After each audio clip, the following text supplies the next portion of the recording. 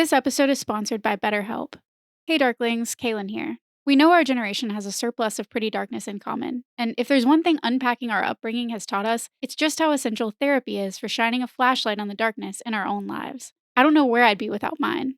I believe every human can benefit from the perspective of a licensed therapist. Whether you're familiar with your own inner workings or you're just looking for a listening ear, you can give BetterHelp online therapy a try by going to betterhelp.com/prettydark and receive 10% off your first month. I get that online therapy can be tricky, but I've been seeing my therapist online since 2020, and I'm here to tell you that it's absolutely worth it. Getting started is always the hardest part, and BetterHelp makes that easy. You can begin right from your phone or computer in whatever way makes you most comfortable, via good old-fashioned phone calls, video chats, or even messaging, if that's more your style. We enjoy this frightful nostalgia and learning about how it all connects, but Darklings know we're also passionate about healing and growing from what we learn. If you dare to do the same, head to betterhelp.com/prettydark. There you can answer a few questions, and BetterHelp will match you to a professional who has years of experience helping people like us. Plus, you can switch therapists at any time, so you're sure to find the right connection. Millennials are ditching the stigma and owning our mental health. And with BetterHelp, you can build a relationship with a professional all from the comfort of your own home, just how we like it. Visit betterhelp.com/prettydark or choose That's Pretty Dark podcast during sign up and enjoy 10% off your first month. That's betterhelp.com/prettydark. R-E-S-C-U-E, rescue a society. I touch the sky, you mean everything to me.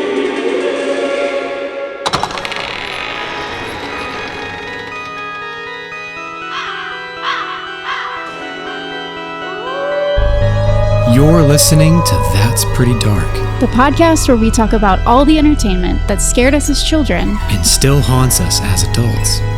So grab your flashlight and join us as we take a frightfully nostalgic look over our shoulders and under our beds. and in our closets. And together, we'll realize, whoa, that's pretty dark.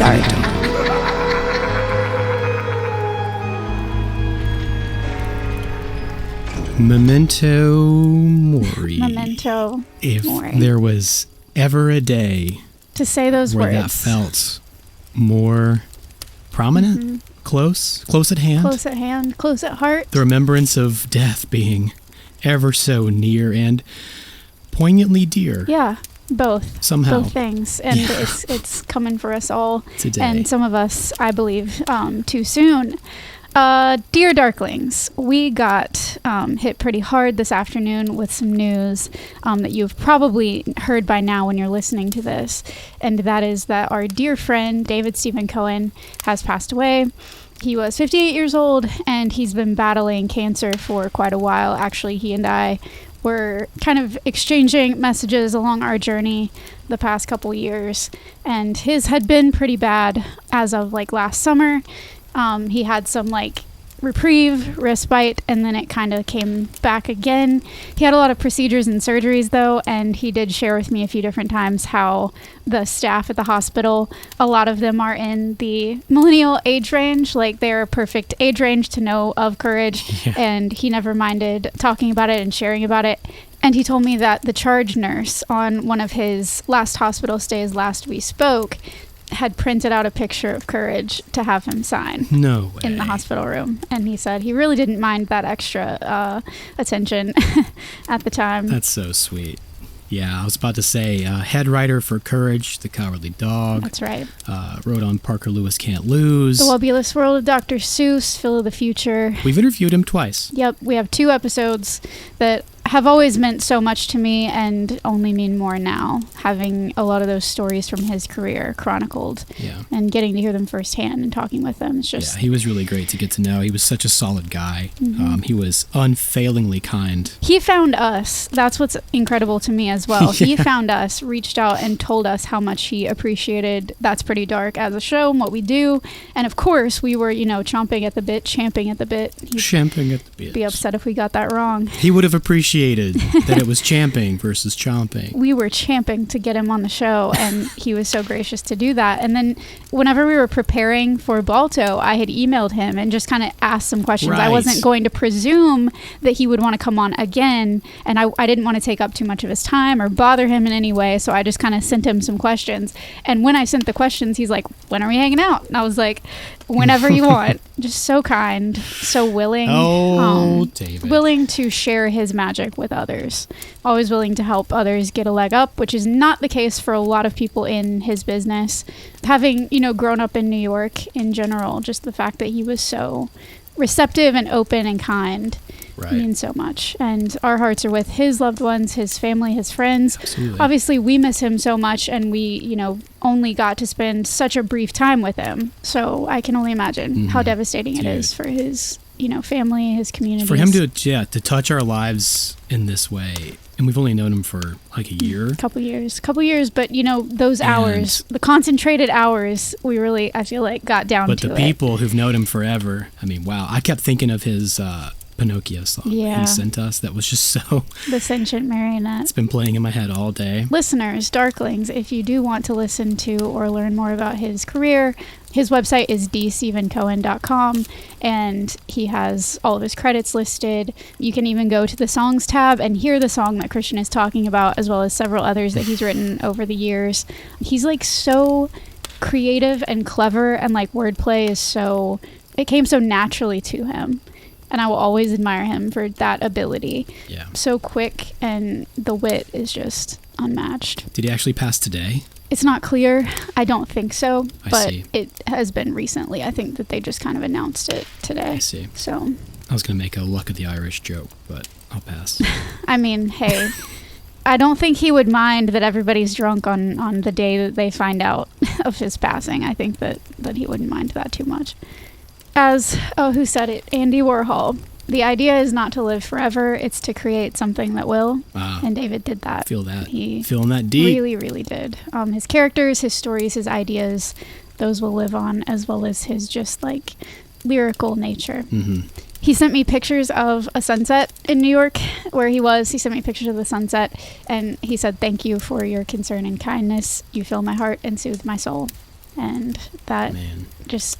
I feel like encapsulates who he was, and I think how everyone will remember him. Yowza. So, if you can hear us, David, which I hope to heck, if you can, you're also equipped with a mute button. We will miss you, but your legacy is here to stay, as long as we've got anything to say about it. Hear, hear. Woof. Okay. Yeah, taking a long drink of my Irish whiskey on this St. Patrick's Day. And with that said, I know he would want us to keep the pretty darkness up. Oh, for sure. He'd be like, "What are you doing? Get in there and record." Yeah, Stop exactly. being sad. I had that thought today when I found out. I was like, can I actually record tonight? And then I was like, of course I can, because David would want that. It's exactly what he would want. He'd want nothing less. Oh, man. It is time for us to dive into yet another mouse-centric movie. Yeah. And no, it's still not The Secret of Nim. Still not, I'm not sure what's wrong with us that we can't just go ahead and cover The Secret of Nim, but for some reason... There's so many movies. We should just take a whole year next year. Only mice. We do have a lot of mouse. There's so many mice movies. So much mouse content out there. And many of them requested. But instead, we are time traveling a little bit further today, back into 70s territory, to a bridge in time between some of Disney's most legendary eras of animation. On That's Pretty Dark. On That's Pretty Dark. My name's Christian. My name is Kaylin. And we're not going to cry. We're happy to be here with you. And we're not going to cry. We're not going to cry. Not gonna do it. It's okay if you guys cry, because this is a super sad movie. True. There are many reasons to cry. Just simply so many. Where do we even begin? We are going back to June 19th, 1977, when The Rescuers made its theatrical premiere in Washington, D.C., accompanied with the live-action nature documentary film, A Tale of Two Critters, about a friendship that develops between a raccoon and a bear cub. What? So not a mouse. Not a mouse. There were no mice involved. No mice involved in A Tale of Two Critters. But there were tails. Even back in the 70s, they really liked their cute animal videos. They just had to go to the theater to see them. Couldn't just go to your YouTubes. So I think we should hit it with a summary right out of the gate. Let's do it.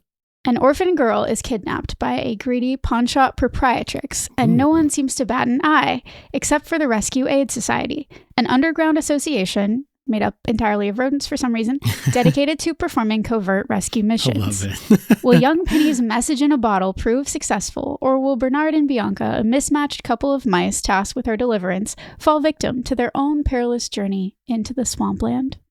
We'll find out. I just love how it's tied into this American belief in like international unity and the like whole United Nations and everything, and Lots how of diplomacy. we are here to help make the world a better place. And wow, that was how great we used to be. Mm-hmm. At least the belief in ourselves. Whereas now it couldn't be. Yeah, I don't even know if we were doing it back then, but we did have a spirit of that. We believed in that idea, at least. In that spirit. Mm-hmm. We had the spirit of it. Can you at imagine least. if that carried through to today? Yeah, if it had just lasted beyond the past like few weeks, it'd be great. It'd be really great if we just were trying to make the world a better place and not we are trying to destroy it. At least here today we are trying. We're doing our damnedest. Keep politics out of it. There's 3 things you shouldn't discuss in your podcast. Oh, come on. I'll never keep politics out of it, baby. Eat your heart out. From my limited 90s kid perspective, I always felt like it was considered more of a hidden gem of a movie, pun intended, or perhaps just an especially deeply buried trauma. But by January 1979, it had earned $15 million in distributor rentals from the United States and Canada on a budget of $7.5 million, which was itself astronomical at the time. And this was the highest gross for an animated film at the time as well. Wow. It was also the highest grossing film in France and in West Germany that year, outgrossing Star Wars and The Spy Who Loved Me, earning $6 million during its first 20 days of release. That's nuts. We'll definitely talk more about the reception later, but I wanted to get out in front of the idea that this movie was obscure in any way, the way that my child self thought of it. It was far from obscure, and a lot of eyeballs, both child and otherwise, have seen this film over the past nearly 5 decades. Yeah, I don't know if I've actually ever seen it. Although I remembered Miss Medusa. Madame Medusa. Her whole look. Mm-hmm. Her whole Cruella de Vil style. Hey, you're getting ahead of me. I thought it was probably just Cruella, but... That you remembered? Yeah.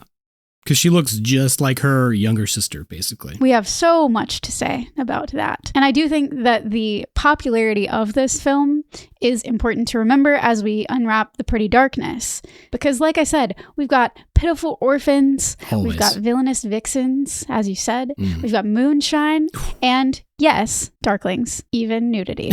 Yeah, I was going to say, what do sad orphans, pirate lore, and a ringing alcohol endorsement have in common? The Rescuers. The Rescuers. Moonshine, specifically. Yeah, I have long wondered how the hell this movie got made.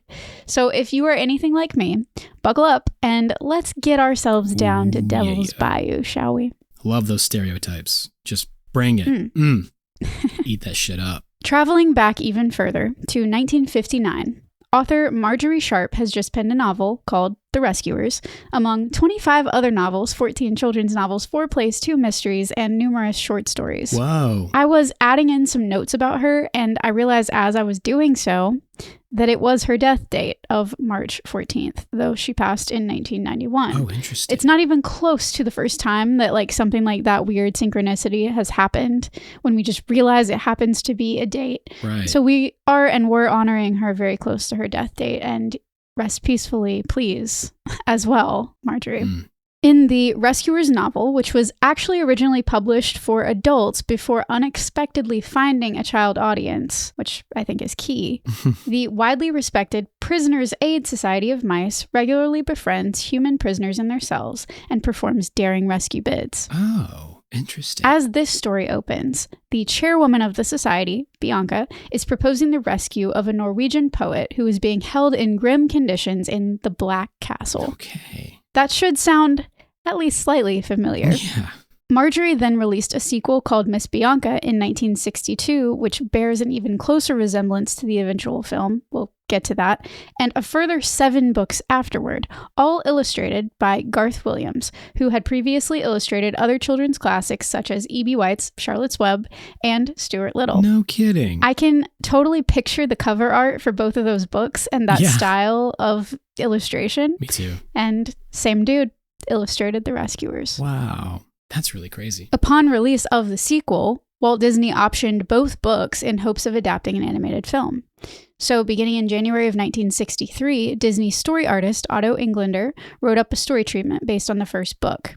This treatment followed a Norwegian poet unfairly imprisoned in the Siberia-like stronghold called the Black Castle. There was then discussion of a revision, with the location changed instead to Cuba, and a plot for the mice to help the poet flee to the United States. What was it, Hemingway?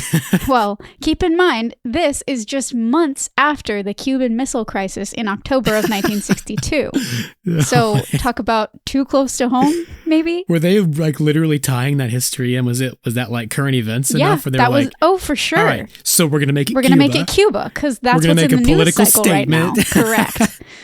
That's crazy. Correct. People will watch this because we say the word Cuba. It's like a hashtag back in the 70s Right. hashtag. That's the idea. This basically brought the story a bit too directly into international intrigue for Mr. Walt Disney, who then shelved the project because he was unhappy with the political overtones. No, I can see why. Didn't want to make any kind of political statement, you know? He wasn't a Nazi. He wasn't. He wanted nothing to do with international conflict. And I understand. I do. A lot like us, we keep it really middle of the road. Ignore my, I'm always going to include politics, eat your heart out messaging from earlier, because I would never do that. We don't have opinions on the current state of, Nope. of the union or the world. Except that's pretty much all I have. Anyways, 2 years after Walt's passing in 1968, Englander gave it another shot.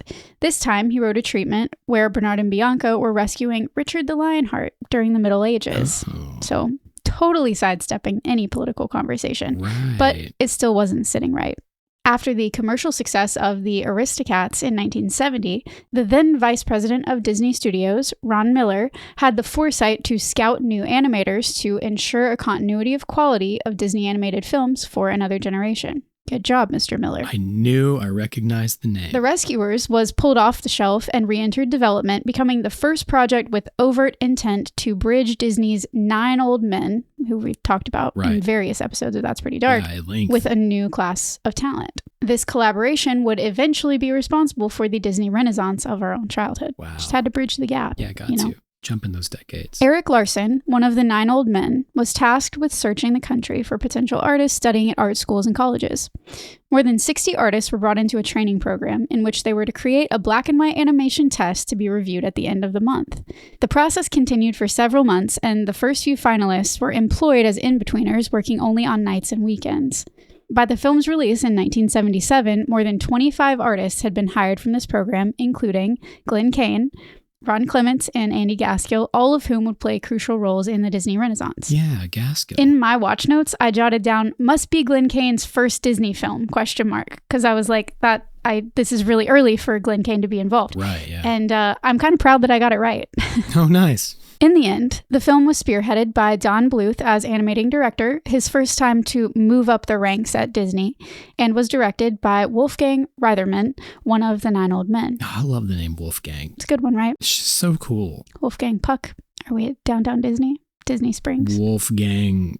Hey, Arnold. Yeah, Wolfgang. Bully. Wolfgang Amadeus Phoenix. We haven't hit on this Wolfgang just yet on That's Pretty Dark that I recall, but he became the first ever sole director of a Disney animated feature on The Sword and the Stone in 1963, and he assumed creative leadership on The Jungle Book in 1967 when Walt passed. He also directed Winnie the Pooh and the Honey Tree and Winnie the Pooh and the Blustery Day, which won the Academy Award for Best Animated Short Film. And I feel like that's the Winnie the Pooh film I remember. Me too. Winnie the Pooh and the Blustery Day, it was 1968. It must be because it had such high acclaim and it won guess so. an Academy Award, so everybody was like, this is the one to watch. And that was Wolfgang's doing. At least kind of. That's pretty dope. Okay, so for those of you keeping count at home, so far our running tally of potential rescuers plot lines is at 3. Yeah. But there's about to be a boom. Oh, so like another Slumberland situation? Kind of, sort of, not really. This was always going to be the story. They just didn't know what the story was going to be, if that makes sense. Nope. The bones of it were decided. Mice would be rescuing someone or something from somewhere, but who and where stayed in flux for almost a decade. Yeah, like a boy's going to fall asleep and he's going to have dreams. Mm-hmm. But of what happens? Yeah. Exactly. Right. See, now I'm correct. Now you're right. You've made it so you're right. Yes. This team of animators, old and new, decided to deviate and selected a more recent Marjorie Sharp sequel, Miss Bianca in the Antarctic, to adapt. Storyboard artists Fred Lucky and Ken Anderson, you'll remember Ken from art directing Pinocchio and Fantasia, were brought in to workshop the story. Take one involved a king penguin. Is that a kingwin? A kingwin, sure. A penguin duping a captive polar bear into performing shows aboard a ship, causing the bear to send a message in a bottle that would eventually reach the mice. Of this attempt, Wolfgang said, "It's too complicated. I want a simple story. A little girl gets kidnapped, and the mice try to get her back, period. Our problem was that the penguin wasn't formidable or evil enough for the audience to believe he would dominate the big bear. We struggled with that for a year or so. We changed the locale to somewhere in America, and it was now a regular zoo, and we tried to come up with something with the bear in the zoo and needing to be rescued, but that didn't work either." Yeah, that sounds really complicated. Yeah, and now our tally is up to 5. They're like, is the bear aboard a ship? The penguin's not evil enough. We could put him in a zoo. Maybe there's a zoo. Maybe there's a zoo. No, they had to save that for Madagascar down the road. God, well, that wasn't Disney. No, that was like DreamWorks or something. Yeah, I'm pretty sure it was DreamWorks. It was too complicated to read, let alone make it to a whole feature. And I suppose it also makes sense why Medusa is so formidable. The fact that was their primary selling point when it came down to it was how evil the villain was. Just as despicable as it gets. Willing to drown her. By the way, in that version with the bear character was called Louis, and jazz singer Louis Prima had already recorded most of the dialogue and multiple songs composed by Floyd Huddleston, a legend at the time, having co-written nearly 800 songs, many of which were recorded by stars like Frank Sinatra and Judy Garland. He's also responsible for Everybody Wants to Be a Cat from the Aristocats. That's crazy. I imagine that attempt was a bit more expensive and difficult to back out of, but they did it nonetheless. That was my first thought, that's a lot of time and a lot of money that they put into really heading in a very specific direction. To then say, you know what? Never mind. For them to scrap all that. Yeah. That's a hell of a journey to begin. Yeah. To then just turn around and head back to shore and be like, nah, right. We'll go a different route. By 1973, Louis' role had been heavily scaled back and then entirely eliminated, though at one point the bear was meant to be Bernard and Bianca's connection to Penny. One of the story artists explained, "We developed this sequence where, while the two mice are searching for clues as to where Penny's been taken, they come across this bear who she's been friends with, because the orphanage where Penny was living was near the zoo."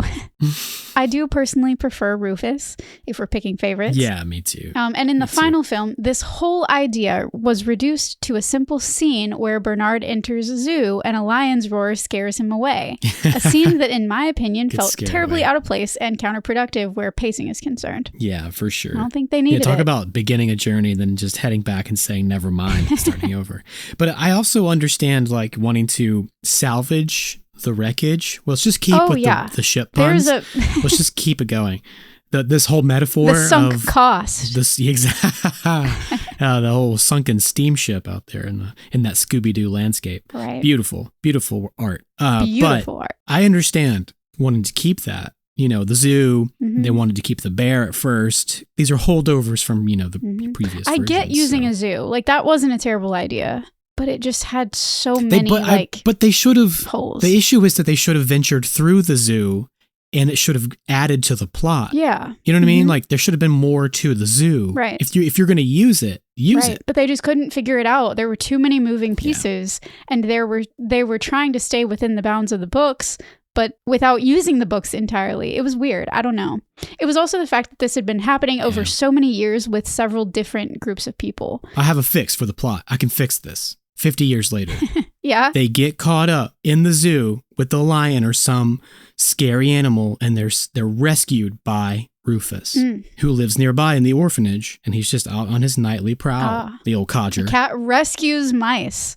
Different. Yeah. Special. And then he takes them back to the orphanage, and that's where they learn that Penny's stuff is still there. And he goes, "Oh yeah, I knew Penny." Yeah, that's true. See? It's that easy. It's so easy. But we would have spent more time at the zoo, and they had extra time. This was a short feature. It wasn't a full 90 minutes. That's a good point. It was really short. They had time. I'm here doing the Lord's work, all right? I'm out here trying to make past projects more successful. And I'm sure that team would have thanked you if they could. If I could just do that for my own creative projects, I'd really be making some money.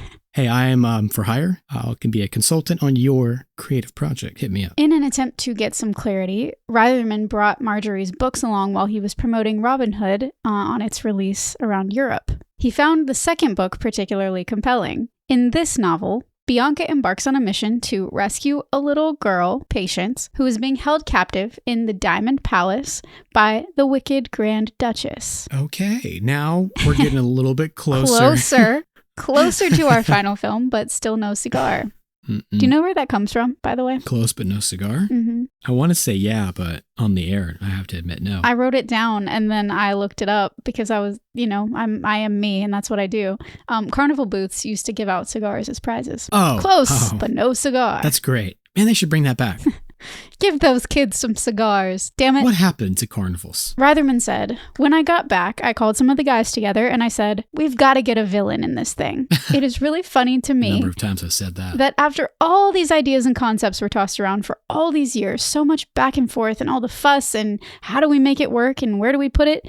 They ended up just returning to the sequel for the bulk of their inspiration. Mm-hmm. It turns out that Marjorie had it mostly right there and packaged for Disney from the jump, and Walt had the right idea optioning those 2 books to begin with. Yeah, for sure. But it took them a while to realize that. Hey, can't rush genius, So they now had story elements that they wanted to work around. But the setting was then changed to the bayous of the southern United States. Yeah. So I would say the 7th time is the charm, I guess. This shift and the characters and archetypes that it introduces were possibly why I found the film so captivating as a child. Yeah. It calls to mind All Dogs Go to Heaven, just a little down in those swampy bayou lands, and feels a bit like an ancestor of the 2009 Princess and the Frog 2. Ah, I had that same thought, Yes. yeah. And I'm sure we will talk a lot more about that when we get to part 2. The bugs, the Cajun animals, and the Down on the bayou. and the crocodiles. Once they had a new locale, they needed to workshop their big baddie. Initially, the villainess was named the Grand Duchess, with Phyllis Diller cast in the role. But a month later, Ken Anderson began depicting Cruella de Vil, the villainess from 101 Dalmatians, as Christian said earlier, as the main antagonist of the film. And baby Kaylin inside me cheered as I read this because I knew somehow, as a lifelong devout fan of both 101 Dalmatians and The Rescuers, that there was no way Cruella de Vil was totally absent from the Madame Medusa story. No, for sure. So wait, so she was the original villain for this? Well, from what I read, it feels like something that happened for fun, that Ken Anderson was just drawing. Like, okay. We need a villainess, the Grand Duchess, and then he just drew Cruella in that place. She already existed? Yeah. 101 Dalmatians was 1961. She was already a villainess I in wondered the how Disney world. Right. She already existed. I did not know how close they were. Yes. I didn't look it up because I figured you'd know. I'm here to So tell you. he just sort of began workshopping her as the villain to sort of... It feels like it was something that happened for fun and then it evolved into like a real pitch. Because Anderson had drawn sketches of Cruella sporting alligator chic attire and sunglasses. One sketch had her wearing bell-bottom pants and platform shoes. However, several staff animators, such as Ollie Johnston, whom we have also talked about before, one of the 9 old men, felt it was wrong to attempt a sequel for the character of Cruella. Yeah. To that I say, Yeah. I'm sorry, Ollie, and I wonder what you thought of Glenn Close in 102 Dalmatians. He saw it too. He was alive for that. That would have been really fun if this was like her continuation, like as a villain. Yeah. That'd be kind of I fun. think it could have But been. I also understand plugging in... I can't kill puppies. I guess I'll go mine for diamonds. Run a pawn shop. Yeah. A pawn shop I seems the understand, natural, like, eventual progression progression for her. for her. It's not really a progression. It's more of a demotion, but it might be where she landed. Yeah, I mean, I don't know. But I do understand the whole like plug in a familiar entity, element that everybody knows, and then see how that affects things going forward. Like take a known villain, plug him into the equation, see how it changes the story and the plot and how it shapes it into something brand new. And then you can figure out who that villain is later as a new invention later. Mm-hmm. But go ahead and work it in. Just see. And then you can work backwards. And that sometimes is so much easier than trying to work from the beginning to the end. Yeah, if they knew it was going to be a female, villainess, not a bad strategy. Find the missing piece that fits the rest of the puzzle. Don't try to build a puzzle based off of the one missing piece. While I can understand them not wanting to give Cruella a sequel as a character, I do think, like you're saying, it was beneficial for them to include her in Madame Medusa's development. Your character But design, yeah. legendary animator and another 9 old man, Milt Kahl, was also against the idea and didn't want to animate Cruella. He basically said, we're going to have a whole new character. I'm not going to do Cruella because he felt that Mark Davis, who had animated Cruella, animated her beautifully. And he wasn't going to go and take Mark Davis's character. That makes sense. So as an animator, in his integrity, he was like, I'm not going to animate someone else's work, basically. Some people understand loyalty. So then, born of both Cruella and the Grand Duchess, a new down-home flavor of Southern villainousness became Madame Medusa. Her appearance, legend has it, was based on Milt Kahl's then-wife, Phyllis Bounds, who was actually the niece of Lillian Disney, Walt's wife. And I know what you're thinking. I know what you're thinking. Did they mean to be insulting? They did divorce in 1978, so... Oh, you do the math. Okay. I'm not sure if it was... Honey, dearest, darling, it's meant to be an homage to you. I'm not sure if the divorce was based on this depiction or his admission of said depiction, but it can't have helped, you know? No. Can't have been helpful for old Milt Kahl. Yowza. I'm sure you Darklings are probably picturing a lot of early Disney animation right now and drawing comparisons, and it is really easy to see the through lines. For many years, the final look for characters in most Disney films was designed by Milt Kahl in his angular style, inspired by Ronald Searle and Picasso. We probably talked about this a little bit in our Pinocchio episodes, because Milt Kahl was responsible for iconic character designs like Snow White's Prince, Fairy Godmother, Alice, Peter Pan, and all of the darlings, Prince Charming, Roger and Anita, most characters from The Sword and the Stone, including Madame Mim, who has a distinct resemblance to Madame Medusa, The Jungle Book, The Aristocats, Robin Hood. All of those are really distinctly and kind of a signature of Milt Kahl. And this was Milt Kahl's last film for Disney, so he wanted this character to be his best. He was so insistent on perfecting the design for Madame Medusa that he did almost all of her animation himself, which is not the norm, right? You kind of have a final say, but you have staff animators that are drawing and designing scenes because these frames are hundreds of drawings. Hundreds of drawings. But he did most of it himself because he wanted to be able to say this character was truly his.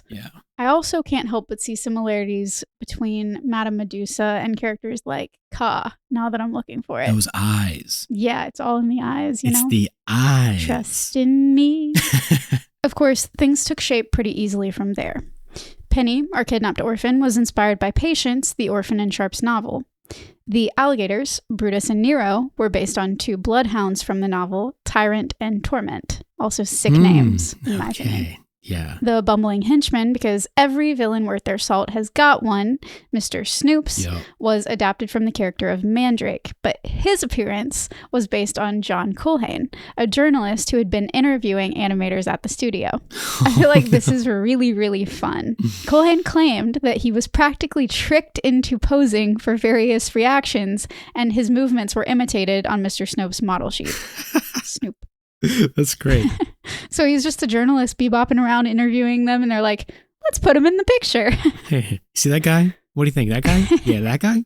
Look at that guy. Yeah, let's draw him. He said, becoming a Disney character was beyond my wildest dreams of glory, even if the character was Mr. Snoop. That's so funny. The team originally considered depicting Bernard and Bianca as married detectives, but decided getting to see the beginnings of their relationship was more compelling and romantic. The supporting characters also became sources of story inspiration.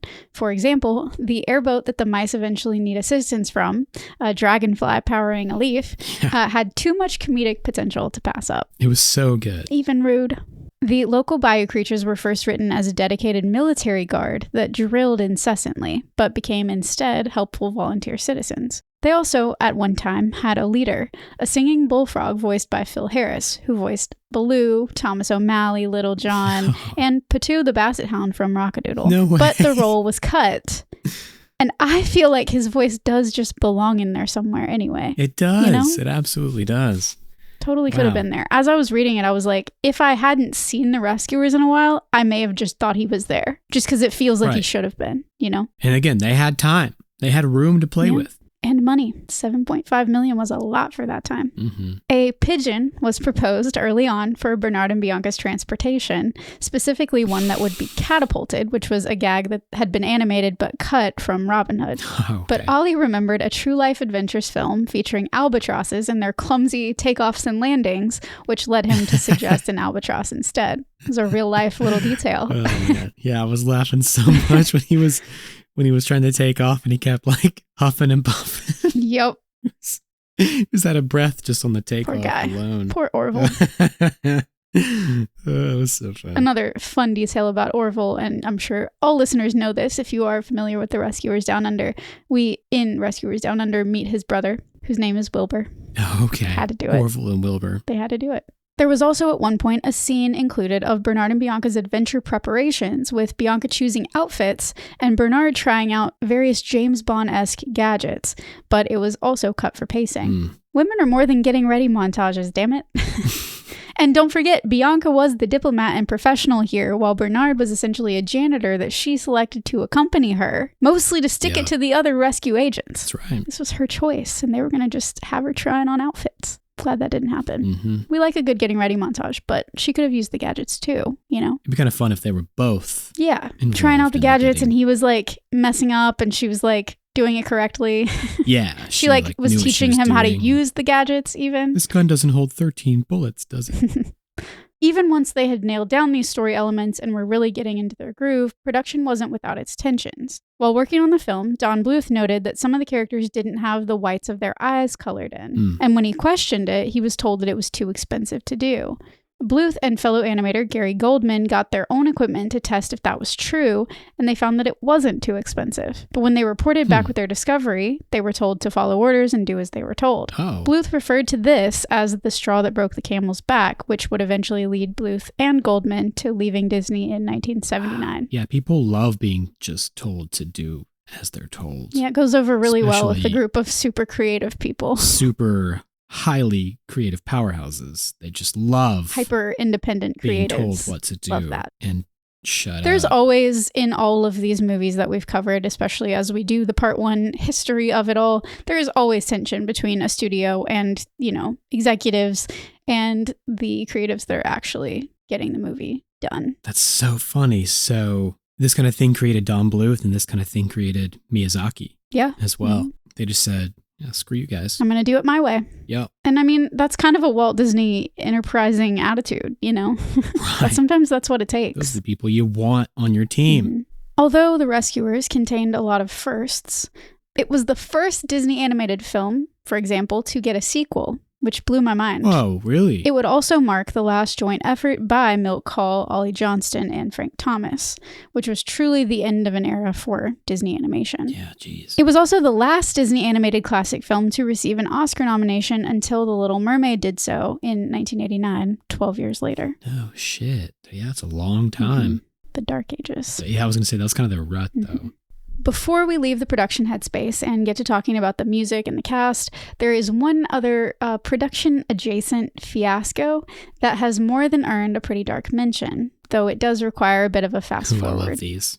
I love these. You guys might see this coming because it is often mentioned if The Rescuers ever comes up in the news or in any relevant spaces nowadays. On January 8th, 1999, 3 days after the film's second home video release, the Walt Disney Company announced a recall of about 3.4 million copies of the tapes due to a blurry image of a topless woman in the background of the scene where the gang is flying through New York City. What? The image appears twice in non-consecutive frames. What? I didn't know about that. Really? Everyone. That's the What? thing that Yeah. people are like, oh, when the nude lady, when there's boobies in the picture? Like, I've never really? heard this. Really? Yeah, there were. According I to... want to see that. I'm looking it up. It's on Snopes. Snopes has the images. Yeah, I'm gonna find it. That's fun. That's so fun. According to nowiknow.com, the nudity was on screen during the 1977 theatrical debut of the movie, but it's very unlikely that anyone noticed, and for very good reason. It was for all intents and purposes invisible. The Wall Street Journal stated, Disney said it received no complaints about the image, which involves just 2 frames of a 110,000 frame film, each of these frames flying by at 1/30th of a second, too fast to be seen without freeze framing the film. Snopes says, Disney maintained that the images were not placed in the film by any of their animators, but were instead inserted during the post-production process. And before I had seen it, I know I had seen it years ago, and I went back as I was doing this research to better understand what was going on. Yeah. At first, I was skeptical of that. I was like, are you just covering for your people, Disney? Like, what's the deal? Right. But if you've seen the images, which I said are still easily accessible today, this does make sense because it's a live action image, not animated, and it looks like it was cropped directly from a porno of the time. Was it Tyler Durden? Huh? From Fight Club? Oh, no. I was like, how does It that... was Tyler Durden, because that's what he did when he was running the projector booth. Maybe, the movie theater. maybe he did it. I don't know. He'd splice in But single frames from I was doing pornos. mental math because I was like, is this the right time frame? But no, this was much sooner. No, this was much sooner. Theater goers of 1977 didn't have access to a pause button, let alone the ability to advance the film one frame at a time. And even though the image was nearly impossible to see unless you tried, Disney feared that people would, indeed, try, just as Christian is doing right now, and just as many of you Darklings may be doing as well. Rescuers, naked lady. According to the Wall Street Journal, the existence of the topless woman had for years been an open secret among Disney veterans who treated it as a bit of harmless company folklore. There it is. You can't really see anything, though. You know what it is. You can tell those are boobies. Right. That's all you really know. That's so great. And in 1992, remaster of the movie, which was used for the original VHS release, had been scrubbed of the raunchy bits. But Disney accidentally used the 1977 version in that second release, which had not undergone a frame-by-frame review, and as a result, had a problem. It's almost creepy. It's like her face. I agree. It's covered by some like mask. Yeah. Like it's all, it's so strange looking. I'm like, was it some like a clip from a porno? Because it looks very 70s, you know, just the vibe of you can tell. Of course. I just can't believe no one's claimed this. No one's like, yeah, that's owned up and said, yeah, that was me. Somebody knows where this is from. Somebody's seen this image. I couldn't find the source material. If you're out there, Darkling, and you know something, report it to us in our DMs. You know who you are. We want to break it. I'd love to interview. A pretty dark story. It's so great. Oh my God. The vast majority of those 3.4 million recalled copies were still in stores, making the recall relatively easy, although expensive. For people who had already purchased the film, Disney offered exchanges, and it's unclear how many people took Disney up on that offer, because there are probably still a lot of the recalled versions out there. Many of them are available on eBay for under $20. Wow. Knowing that the 1992 version had been scrubbed, I'm willing to bet that the copy in most of our millennial parents' cabinets was clean. Probably so. I was tempted to check, though. Yeah. No reason, Mom. I'm just here looking for some old stuff. I'm just here. Why is that weird? I did recently get a whole bunch of my stuff. I just do that periodically. There's just stuff in random cabinets and closets, and I go grab some. Had my Sky Dancer, a couple of things like that. You leave it empty-handed. You're upset because you don't have it there. And she's like, what about the rest of your stuff? Mm-hmm. That happens a lot, Take actually. it. Get it out of my house. Anytime I take a bag, she's like, take the rest of it. I'm like, I will, eventually.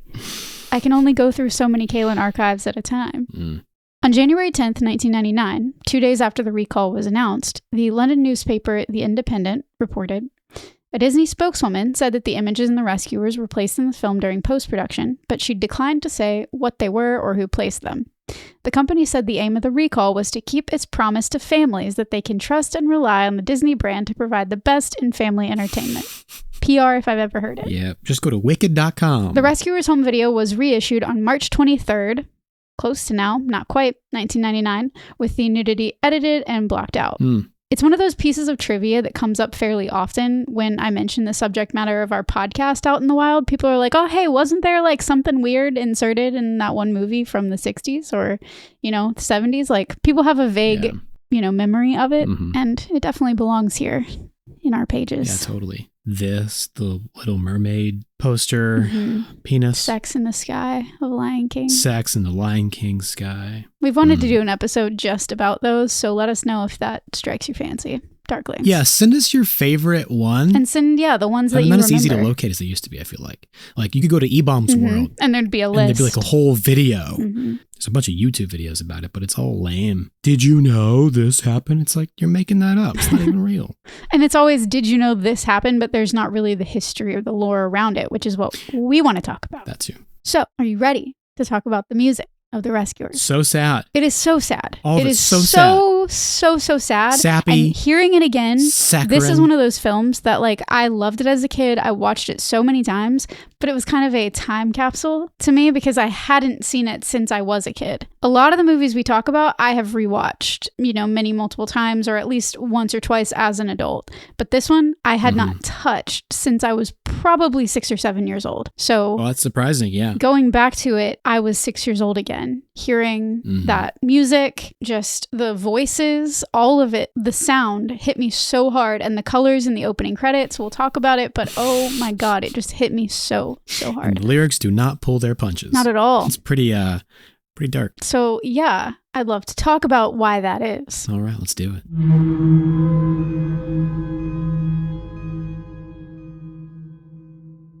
Whoa. Didn't spend that break reading text messages from David Stephen Cohen and Definitely not. not crying. Definitely not. For sure not crying. Definitely not what we did. Nope. Not crying. Still. But we did determine that we're going to have a seance Yes. with a Ouija board in David's honor. Yes, we are. And we're going to ask him to write a limerick to prove that it's actually David. And if he writes a limerick and or uses any kind of punctuation as it goes, we will know that it is indeed David. No, if the Ouija board corrects its own grammar, then we know that it's That's what I was actually telling Christian. Like my last words from him were like, you fill my heart and soothe my soul or whatever. And then it was actually asterisk errant thee. Like there had been a thee that was misplaced somewhere in the paragraph that he sent me. And that was actually the last thing I heard from David Stephen Cohen. So I think that's so fitting and probably what's going to happen to me one day. We can all hope. For sure. My last message to someone will be a grammatical correction. If only. I can't wait for that seance though. I'm so if down. ever there was a reason to have one. David is the reason. But we're here to talk about The Rescuers. And right now we want to talk about the music behind the film. One of David's favorite things. Yes. One of David's favorite things is the music. And I am thrilled to enter into the musical segment of the evening. We have to channel the emotion, Kayla. We have to channel the bad feelings into pick it up something. And put it somewhere else. This music. Heavy is the music of the that Rescuers. weighs on my ears. It's very true. Honestly, it's true of a lot of 60s, 70s Disney animated films. But this was Walt Disney Animation Studios' first film to be scored by a non-recurring composer, meaning someone that had not scored their films before. It's a very complicated way just to say it was our first time scorer. It is kind of, isn't it? It was this person's first score. Well, the thing is, it was actually multiple people that kind of collaborated on They all it. scored together. Yeah. And apart. I'll explain. Supposedly, the Carpenters were asked to do the music for this movie, with Karen Carpenter doing the songs and Richard Carpenter composing the score. But a number of scheduling conflicts forced them to reluctantly decline. Karen was reportedly very unhappy with having to turn down the offer, as she was a big fan of Disney. So, yeah, of course. We are missing the Carpenters era of Disney. Everybody soundtracks. wants to leave their mark on the Disney history. Yeah. Like, if you get the opportunity, everybody wants to be a cat. Sammy Fain was first hired as lyricist and wrote 2 original songs for the film, Swamp Volunteers March and The Rescuers Aid Society. Yeah, all right. Old Sammy Fain had composed music for over 30 films in the 30s, 40s, and 50s, including Alice in Wonderland and Peter Pan, as well as the song Love is a Many Splendored Thing from the 1956 film of the same name, which was used in the opening scenes of Grease. There it is. Love is a many splendored thing, when the waves are rolling and Danny and Sandy are on the beach, and she's like, Danny, you'll spoil it. And he's like, I'm not going to spoil it, Sandy. I'm making it better. That song was Sammy Fain. And I had actually looked that song up recently for whatever reason, wondering whether it was originally composed for Grease, and finding out that no, Sammy Fain composed it in 1956. I see. So I laughed when I realized that connection. Well, that's fitting because that's 50s nostalgia.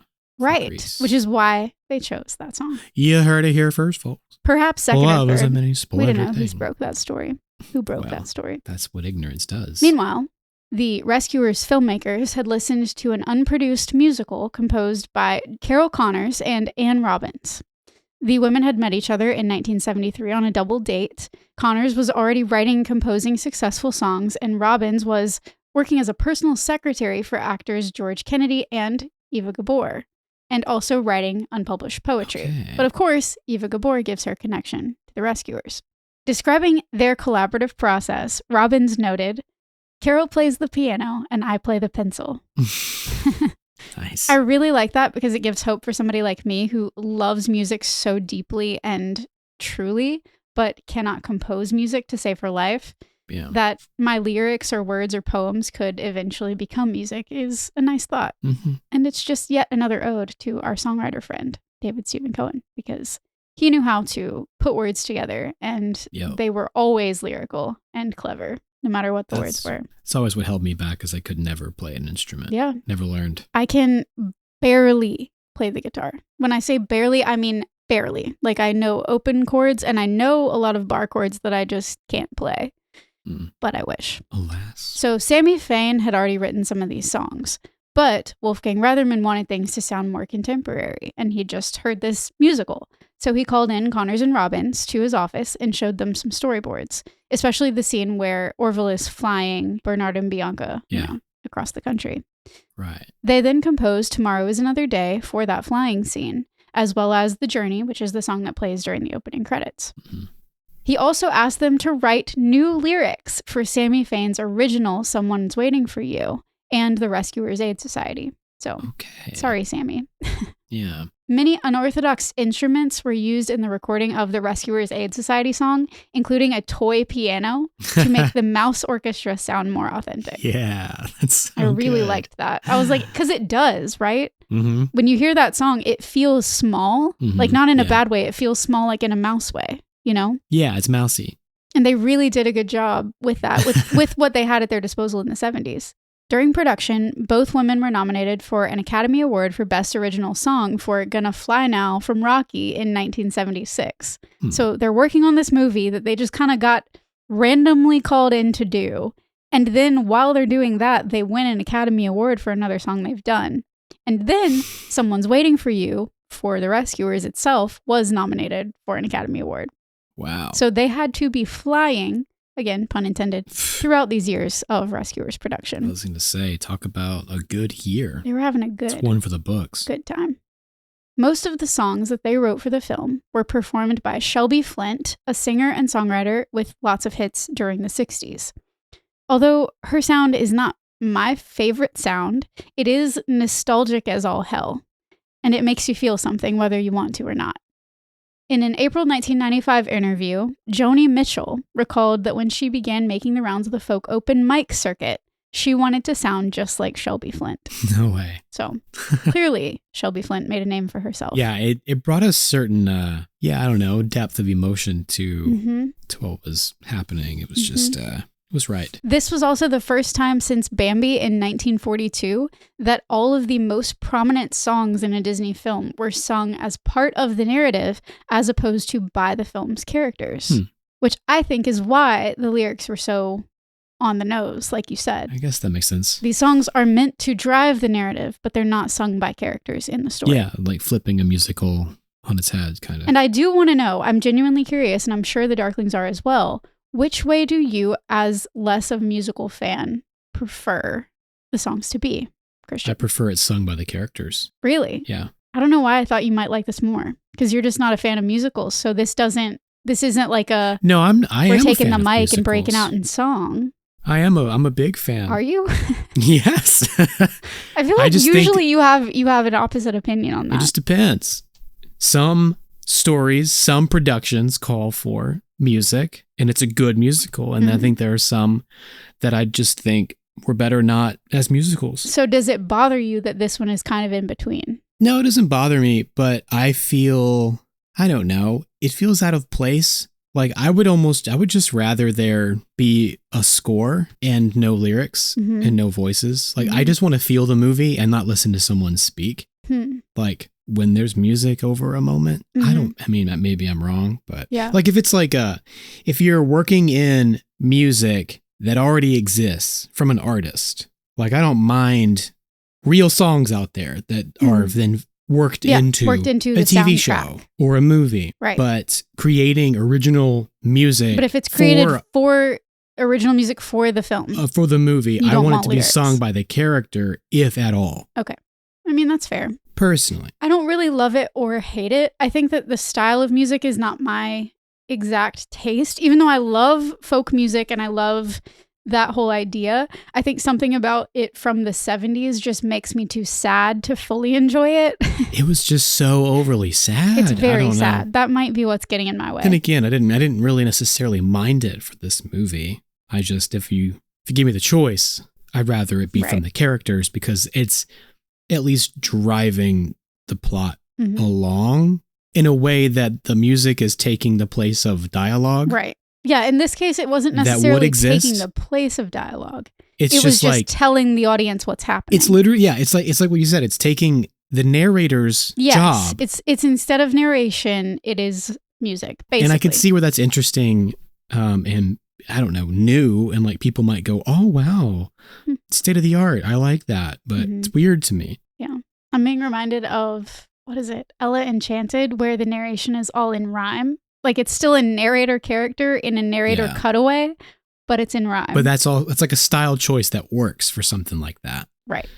This was like doing it seriously or like taking itself Yes, seriously. it took itself very seriously. I will And agree it's- with you there. It's like if you're going to do this, you need to at least acknowledge that what you're doing is a Is a little little bit off. It's a little bit cheeky. different. Yeah. Yeah. Yeah, I can agree with that. So I don't know. I mean, it's my off the cuff opinion about it. Yeah. I didn't think much about it, but Well, I just thought it was interesting when I read that because I was like, I guess it is the first time Disney really tried to do it that way. that is a unique approach to it. Since I'll give Bambi. I'll give them that. Because they Yeah. had done, characters singing. Obviously, we have Snow White, we have Cinderella, all in that time span. But Right. I can imagine for audiences going to the theater in the 70s, they were probably expecting Bernard and Bianca to break out in song, and they never Mhm. did. Right. Which is different. I think I would have appreciated that because it would have been nice to give her, the girl, a little song at the beginning of the movie, talk about how Mhm. sad she is herself. So, like any good That's Pretty Dark Part 1 movie night, we have to round it out with a discussion of the cast. Got to. You ready? Let's cast this movie. Eva Gabor stars as Miss Bianca. She is a Hungarian-American actress and socialite, and she was acting since the 40s, best known for her role as Lisa Douglas on the TV sitcom Green Acres. Hmm. She also lent her voice to Duchess in Disney's The Aristocats, Wow. and reprised her role as Miss Bianca in The Rescuers Down Under, Hmm. coming from Hungary. And because of that detail that Eva Gabor is from Hungary, Miss Bianca sits at the place setting at the Rescuers Aid Society for the country of Yeah, Hungary. for Hungary. I noticed Because of that. Mhm. I wondered if it would factor in or Yeah. be important. That's why. Wow. Then Bob Newhart plays Bernard, and he just left us too. Rest in peace, Bob, like last year. Oh. Renowned for his deadpan delivery, Newhart's career spans stand-up comedy, television, and film. Emphasis on the death. Yeah, so much death. Jesus. I apologize. Bob Newhart starred in 2 successful sitcoms, The Bob Newhart Show and Newhart, and also appeared in films like Elf as Papa Elf. No way. That's him. Yeah, that's Bob Newhart, of course. That's great. Of course it is. Like anyone knew that. Everyone knew that. All right, show of hands. I think our darklings are on my side here. Geraldine Page, our Madame Medusa, was also a huge actress in her time with dozens of credits and an Academy Award for Best Actress for her role in The Trip to Bountiful. And she was also known for her performances in The Sweet Bird of Youth and Woody Allen's Interiors. Oh, Screw you, Woody Allen. yeah. He's a bad man. That guy. But Geraldine Page was a phenomenal actress. And her voice as Madame Medusa is definitely like embedded in my mind. You know what I mean? And it's interesting that like Phyllis Diller was originally cast before it became Madame Medusa. It was going to be Phyllis Diller. And I was like, I can see that too, Mhm. but it would be a different kind of villain. Yeah, totally. You know? Geraldine Page had such like a of the time, like it's not transatlantic. So I don't mean to say transatlantic, but it's like Mhm. her affectation was that of an actress in the 60s and 70s. Right. You know what I mean? Right. It's Yeah. distinct. But you know who would play her in a live action? Who would play her in a live action? Bette Midler. Yeah. Heck yeah, man. She would have killed it. She'd be incredible. She could still do it. She could still be Oh, her yeah. now. 100%. Sign her up. Or you could just get Glenn Close to do it and then close that whole Cruella There it Medusa is. circle. Done. Yeah. Wow, Kevin can himself to our way all the way through all the lore of that show and how it was created and where it came from. Yeah. That is a wild show. That's a wild watch. I watched Kevin can himself at a very difficult time in my own life. I feel like I was just in a lot of shit. And I was like, at least I'm not in that much shit, you know? Yeah, you would have been. Yeah. Yeah. Ho. You were. Oh, ho, ho, ho, ho. Once upon a time. But I didn't watch it when I was. Yeah, that's true. Therefore. There we go. Also never killed anybody, nor plotted to. Wink, just wink. for the record and Sure. for the truth. I hear you. Yeah. Wink, wink. Michelle Stacy voiced Penny, a child actress active in the 70s. She also appeared in Logan's Run, The Waltons, and had a sizable supporting role as a traumatized mute girl who was rescued and protected in The Day of the Animals, which also came out in 1977. So she had a huge acting year and 2 roles in 77 that were very traumatizing for a young girl. I don't know exactly how old Michelle was when she voiced Penny, but the character of Penny is supposed to be 6 years old. Oh, shit. So that's young. I'm sure we have some stuff to unpack about that as we move on. Wow. Michelle also had a memorable role in Airplane as the young girl who is enjoying her coffee, but she quit acting rather abruptly after only 6 years in the business. Ooh, wonder what that story is. Yeah.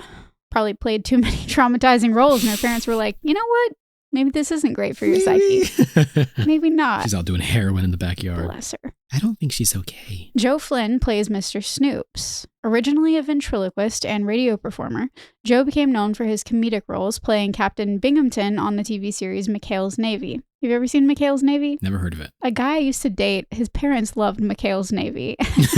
So you'd be invited over like, to sit on their couch I'm in and their watch it living with them? room. Yeah, it was weird. But they like to play card games and stuff, so we got along really well. Got along way better with his parents than I did with him. That's a fact. I can see that. Joe also appeared in several Disney films, including The Love Bug and The Computer Wore Tennis Shoes. And he actually passed away before The Rescuers was even released. So, more death. More death. You're welcome. Wow, just can't get enough of that around here. Not tonight. Around these parts. Jeanette Nolan lent her voice to Muskrat Ellie Mae. Jeanette Nolan started acting in the 20s and received 4 Emmy nominations throughout a long-standing radio, TV, and film career. She voiced Widow Tweed in Disney's The Fox and the Hound. Oh, shit. Which, by the way, if you look up a picture of Jeanette Nolan, I didn't look up a picture of Widow Tweed, I will say. So this is just solely based on Kaylin's memory of The Fox and the Hound. Uh-huh. But Jeanette Nolan looks exactly like the Widow Tweed in my memory. I'm going to look it up.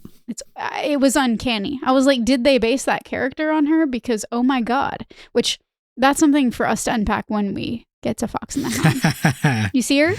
Yeah, I see her. Wow. Don't you think so?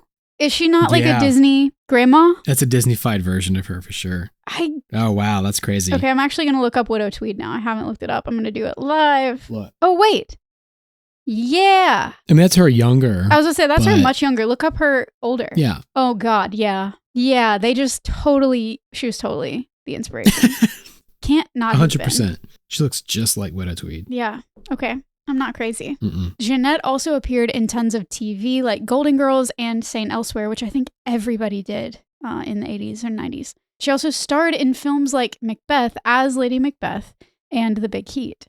And plus, additionally, she is the wife of John McIntyre, who voices Rufus. No. Wow. Rufus the cat is voiced by John McIntyre, who had credits in Wagon Train, Psycho, and Elmer Gantry. He often portrayed authoritative figures. But when I tell you that Rufus the cat is one of the most comforting characters that I could fathom as a toddler and young child when I was watching The Rescuers, like, I can't overstate it. Rufus is so soothing, and he feels kind. Like, I love cats. I'm a cat person, so that helps. But, like, Rufus like, when Rufus is talking, I feel safe. The thing that made me feel good about it was he didn't try to eat the mice or attack them. There was never like a misunderstanding moment. It was just nothing on the table. immediately, Just like, he was like, oh, you guys got to get out of here. I'm going to lose my home. Like, this is where I live. Yeah. They can't know that mice live here because I'm too old to chase you out of here. Right. Like, what a sweet guy. Like, it just kind of warmed my heart. And I was like, oh, God. He's not going to try to kill them. Wow. I love Rufus the cat. I needed that today. I didn't know I needed that. God, I needed to be parented by Rufus the cat in that moment every time I watched him because he was just so comforting. And it is said that Rufus is a caricature of Ollie Johnston, the animator. Well, there you go. And I mean, I've always felt kinship. Don't know why. I just read these people's names over and over and over, especially the 9 old men. And of all of them, I always just gravitate toward Ollie Johnston. Seems like a nice, sweet man. So I hope that that's true. I hope so, yeah. Next up, Luke, the moonshiner muskrat in the swamp, is voiced by Pat Buttram. Do you know of Pat Buttram, Christian? I don't think so. I really love this role for him because Pat was the son of a circuit riding Methodist preacher in rural Alabama, Addison, Alabama, to be exact. And he left a month before his 18th birthday to attend the 1933 Chicago World's Fair. No shit. An announcer from radio station WLS was on hand to interview members of the crowd and chose Pat as a typical visitor from the South. Was he in overalls and a straw hat? Honestly, I don't know what he was wearing, but I wouldn't doubt it. And he made a hit with his hilarious observations on the fair and was immediately offered a job with the radio station. This led to a long and happy association with the popular National Barn Dance radio program and eventually led to his most recognizable role as Mr. Haney on Green Acres. So another Green Acres alum. Just discovered in the wild, huh? Just discovered. Alabama to the World's Fair to the radio, and everybody said I pick you because you are that guy. Damn, hell, I made it big. I mean, and that's his thing. That's his shtick. Like that was his like, his persona. Everybody told me I shouldn't leave home, and look what happened.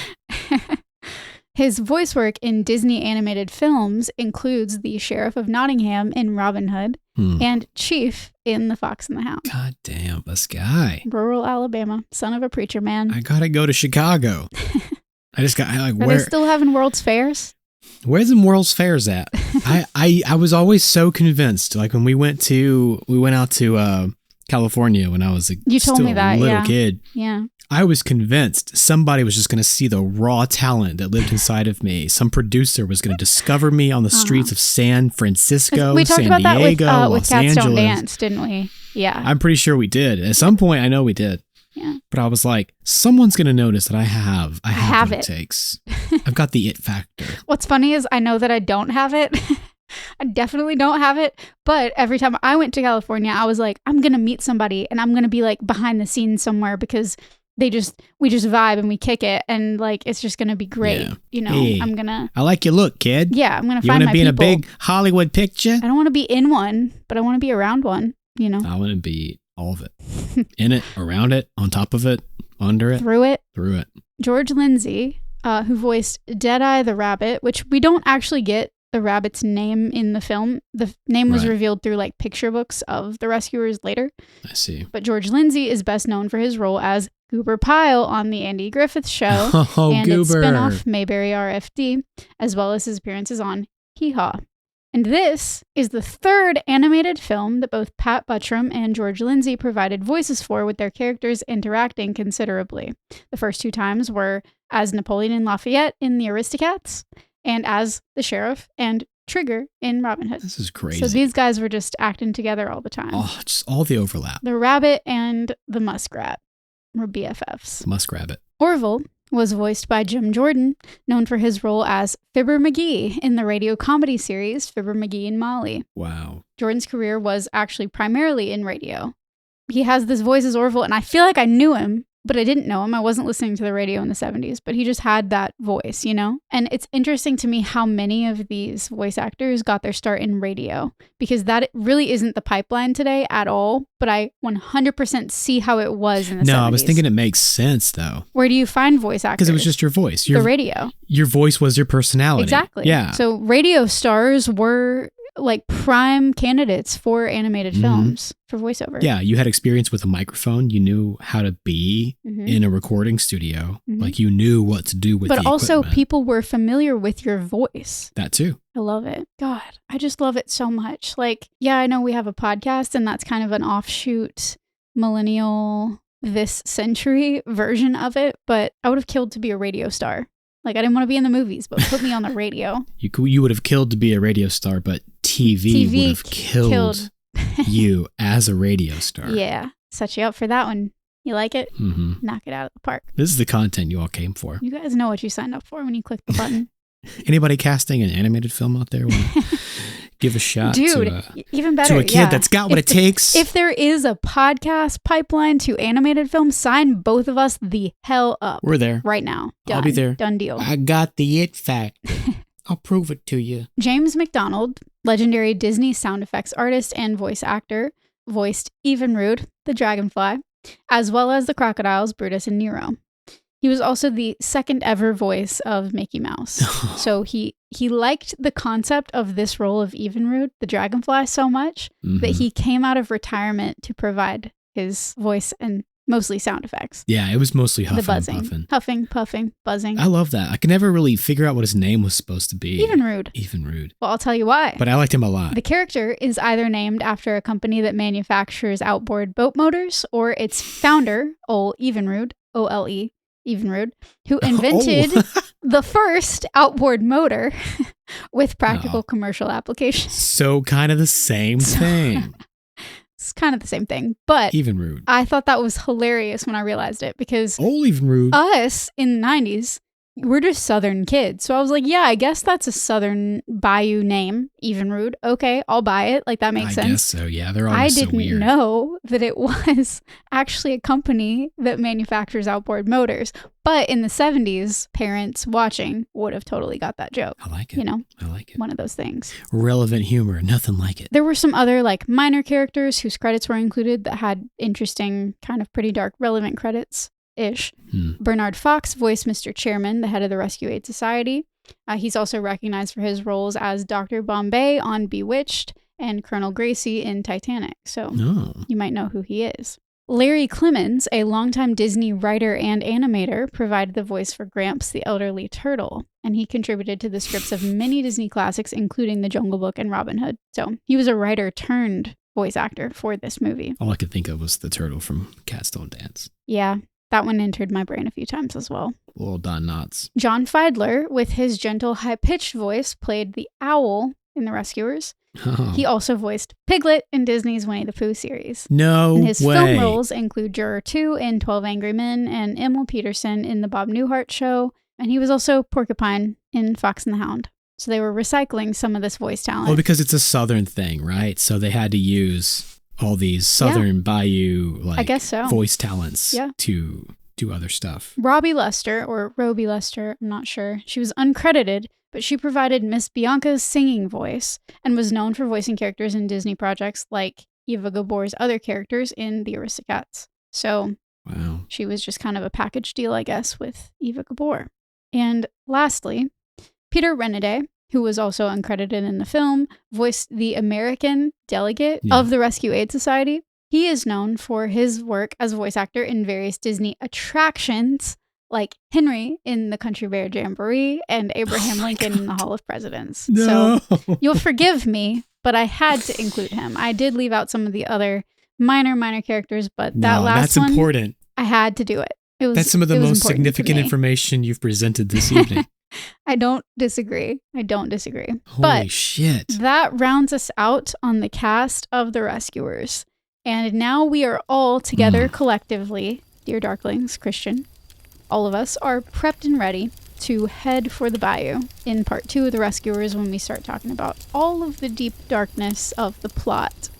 This old lady, Oh, man. pawn shop proprietrix, I was pretty proud of that word, It's a good word. kidnapping kids and shipping them off to mine diamonds. It's wild. Forcing them down into watery caves. It's And The Goonies meets 101 Dalmatians meets Annie meets The Princess and the Frog. Beats Wheezin' Ed from Hey Arnold. An Island with a Cave, Tom Sawyer could even make a play.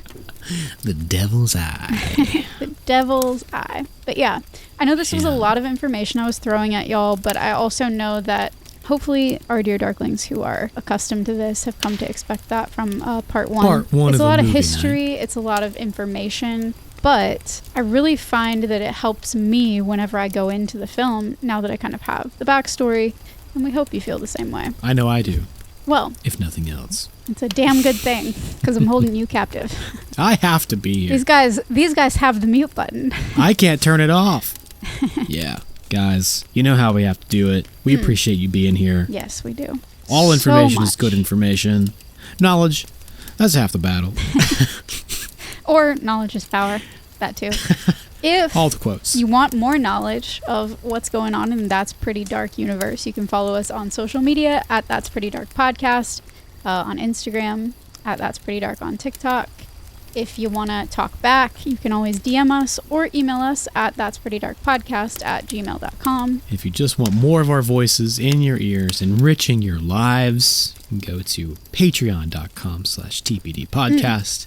We've got all kinds of bonus content, and I'm going to do my damnedest to get the video version of our interviews with David up there. Yes. As well as Those need to live I on. mean, a lot of deleted conversations that were removed for time and like relevance. God. And I mean, we talked for a long time in our interviews with David, but like we talked for longer than you think we did because there was a lot of stuff. The longest we've ever recorded was with him and Jody. Yeah. So- Man, but it was so good. Gonna try to get all that stuff up there Yeah. to remember David and Celebrate wish he was still him here. as a person. Celebrate him. Yeah. Celebrate him and his contributions to not only like entertainment and art, but also to our childhood as millennial, kids. He contributed to so much of what we know as lore and information. He, again, was one of those core pillar creators who were bringing history into the content that we consumed as kids.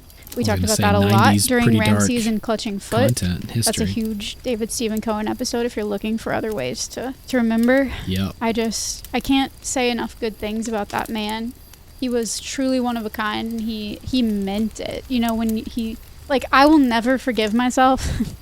I'll never forgive myself for not making it to New York to see the Balto statue with him. Yeah. He told me if I ever found myself there, we would go to see Balto together. And I hate that didn't happen. But anytime I do, or if I ever do, he'll be with me. He'll be there. That's for sure. I was going to say, he'll be there for sure.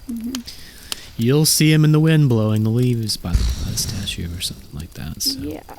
man, oh man. Thank you guys for being here with us. Honestly, it helps to be, although none of you but Christian are here with me physically or vocally at present, it helps to be with other people who care about his legacy and know him at least as much as we do. That means a lot, for sure. Well, you guys get it. Well, again, we're going to go to the bayou next time. Next time in Gonna Rescuers channel Part 2. all my southern Can't wait. energies. Can't wait to see. I don't have my notes done yet, so I'm just as excited to see the outcome as y'all are. It's springtime officially, moment. and I'm sitting in a hot closet, so gonna bring the swamp to the swamp. That's right. Swamp ass. Swamp ass. Doing it You better. in my chair. You better. Thanks for listening, guys. We'll catch y'all next time. We appreciate you. We're here for you. Thanks for being here for us. Bye now. Bye.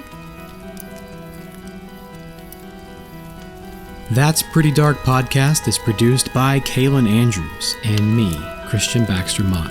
With music by Jonathan Simmons and cover design by Halftone Horror. You can support our show by supporting our sponsors, or go to patreon.com/TPD podcast to unlock all the Pretty Dark bonus content we have in store. Please share your experiences and let us know what shows, films, or villains still haunt you from childhood on our socials or at that'sprettyddarkpodcast@gmail.com. For all other information, visit our website, that'sprettydark.com. Remember, you're never really alone. So, until next time, sweet dreams, everyone.